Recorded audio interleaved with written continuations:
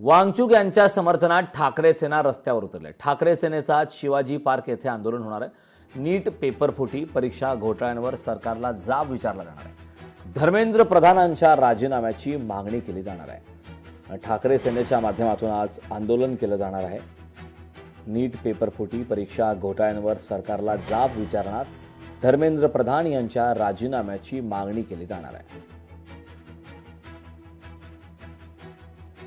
शिवाजी पार्कवरती हे आंदोलन होणार आहे। नीट पेपर परीक्षा घोटाळ्यानंतर धर्मेंद्र प्रधान यांनी राजीनामा द्यावा या संदर्भात मागणीचा जोर वाढला होता।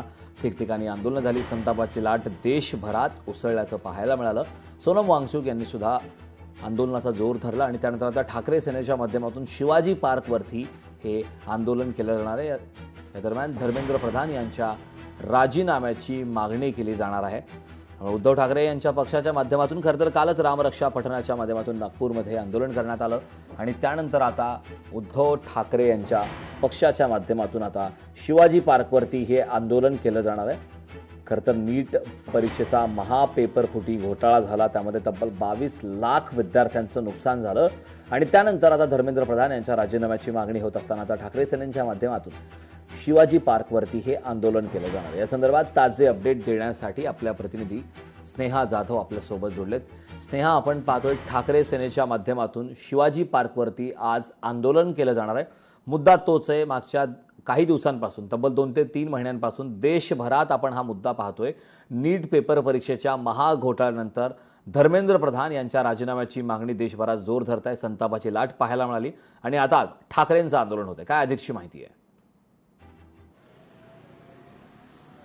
अगदीच करण, आपण पाहतोय गेल्या काही दिवसांपासून जो मुद्दा प्रचंड चर्चेत आहे, दिल्लीत जे जंतर मंतरवरती आंदोलन आहे त्याच संदर्भातला आता शिवसेना उद्धव बाळासाहेब ठाकरे या पक्षाकडून दादर शिवाजी पार्क या परिसरामध्ये आंदोलन आज करण्यात येत आहे। एकंदरीतच या ठिकाणी स्टेज देखील बांधण्यात येत आहे।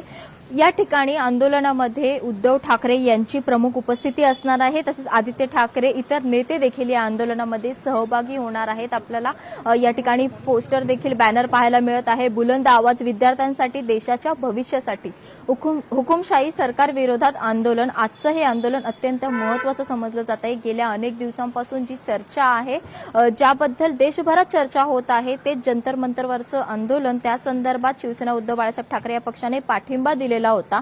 तसेच या आंदोलनामध्ये आजच्या दिवशी केंद्रीय शिक्षण मंत्री धर्मेंद्र प्रधान यांच्या राजीनाम्याची मागणी देखील करण्यात येणार आहे। नीट पेपर फुटी आणि परीक्षा घोटाळ्यांवर सरकारला जाब देखील विचारण्यात येणार आहे।